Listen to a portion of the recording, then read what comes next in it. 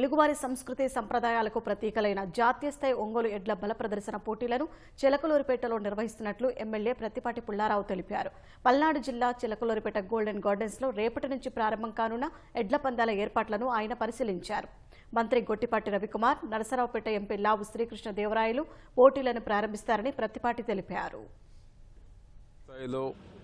ఒంగోలు జాతీయ ఎడ్ల బల ప్రదర్శన స్వర్గీయ నందమూరి తారక రామారావు గారి వర్ధంతిని పురస్కరించుకొని ఈ యొక్క 6 రోజుల పాటు ఎడ్ల బల ప్రదర్శన చిలకలూరుపేటలో నిర్వహించబడుతూ ఉంది.